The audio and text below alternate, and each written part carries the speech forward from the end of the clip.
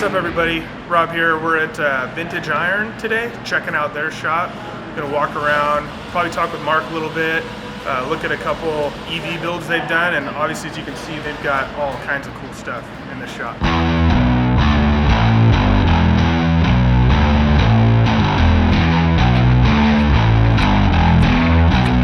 Guys, I'm here with Mark and Logan from Vintage Iron, and we're gonna talk about this 72 El Camino.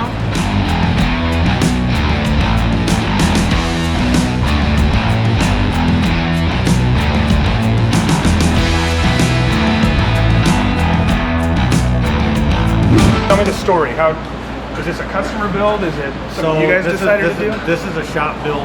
We had this car. It was ready for the junkyard. We figured it was a perfect candidate. We gutted it and then just built it up from the ground. So did you guys have this car?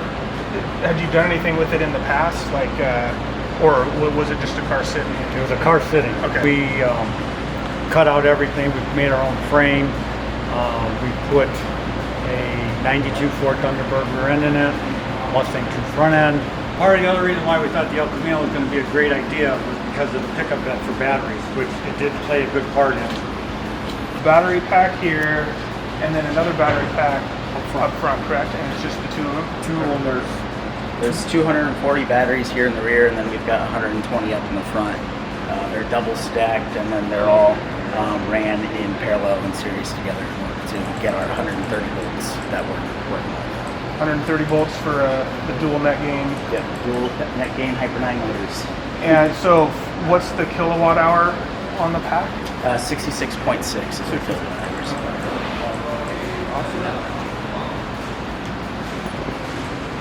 Okay, so you got chargers up here, contactor, DC to DC.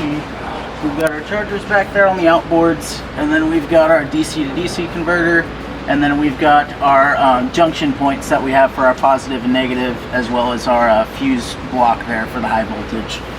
Awesome. All in the back there. Just kind of a convenient place to put really everything, just using what we can. Yeah. Kind of peek in the interior a little bit. We've just kind of got the factory seats in here, as well as the panels and everything. The dash is a factory dash as well, but we've got our dilithium display here that we had to make a bracket for, as well as the AC controller. We had to kind of integrate all that. It's still kind of a work in progress. We got to finish off like the floorboards and all that, kind of making a console and whatnot. Still need a radio, but it's very much all here, and most of it is original inside the interior. And so we'll look in the engine bay then. We've got our kind of barbecue looking covers, like we like to call it, just because it looks kind of like a barbecue, but we really wanted to show kind of that familiarity look of what you got going down under here. So when you pop up the hood, it looks like a V8, but it's obviously not. But we've got our custom lights and everything too, to kind of give it that little bit of a flare. But we still have our Hyper 9 motors all down in here. We can see the very front of this one, and then the controllers and stuff and the contactors are all underneath the cover as well. And then obviously our front battery box is right here too. How did you guys end up weight distribution on the vehicle, you know? No, we never did measure that, did we? Yeah, we haven't put it on scales or anything, but as far as distribution is concerned, the back battery box is about 450 pounds, and I think this was about 250. So that plus the motors, it almost evens out, I would say. Yeah. So it's Weighted pretty balanced, yeah. Well, cool. Well, it looks like you guys got this thing ready. We could get it up on the lift, look underneath it. Oh, one more thing I'd actually like to point out really quick. Mark, go ahead and turn the lights back off and pick them back on. We just kind of did this just to kind of like give it that, hey, I'm an electric car type of thing. So go ahead, Mark. Yeah, so we just got the beam going and everything. So kind of a fun little.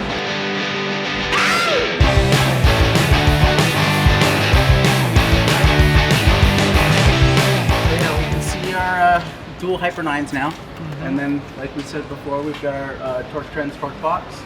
And then just your traditional drive shaft back to our 92 Thunderbird independent suspension in the rear.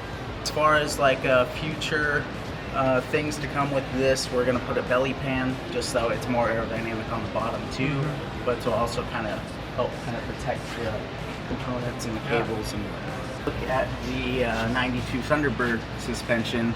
We had to make our own mounts and brackets and everything in order to fit it up in there. We've got coilovers on that, coilovers in the front. And then for the torque box, we had our box, or our pump here as well for that. We currently have it off right now, just because we're still kind of working with the plumbing of it and everything, getting the levels correct and whatnot. So for now, it's just the torque box is sealed and heat and temperature is doing all right. So we're kind of just playing with it as we go. Cool. I don't wanna see you down the chasers, and I don't wanna see your funny faces.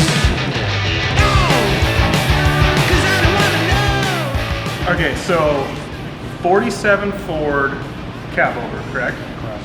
And what's the story on this? Customer? Customer, this is a customer car, Okay. truck. Yeah, yeah. And what are the demands, or what do they want out of it? This one is really funky. So he wanted to be able to see the motors, not be underneath the car or anything. So we've got our flatbed here. What his ideas are is he wanted to originally see the dual Hyper 9s that we did in the El Camino. Okay. But we were kind of him and Han and talking about, okay, well, we've done Hyper 9s, what else can we do? And so we've got the Revolt motor coming for this. And so we're gonna have the Revolt motor. Wait, hold on a minute. You're putting a Revolt system in this cab over. Yep, we're doing the Revolt.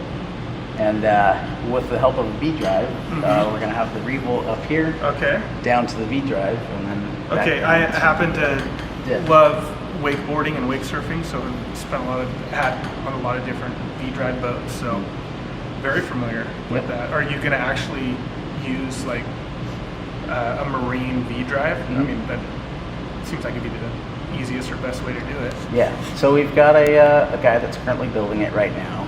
He said it should hold up to the torque. Okay. We're kind of just gonna see what happens when we throw it in, but yeah, no, it's definitely gonna be wild and out there, and I haven't seen a V-drive electric car yet. Yeah, no, this is one of a kind for sure. But he wanted to be able to look underneath and see we're probably gonna have the batteries and whatnot underneath the bed here, so that explains the catwalk material that we're working with. Plenty of room for them though. Yeah, yeah. And so like we're playing with maybe putting like fake transformers or something from like telephone poles or something on the sides, like saddle tanks for electric.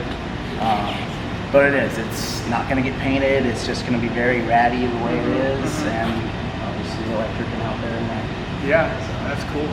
Kind of pop to the front of it a little bit and kind of give what we're thinking about here. So we've got our front area. Kind of just made that so it can open up.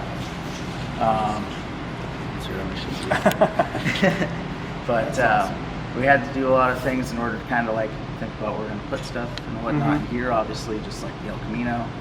My idea here is to have a bracket here and then have the charge port to where you pull into your spot and just plug it in.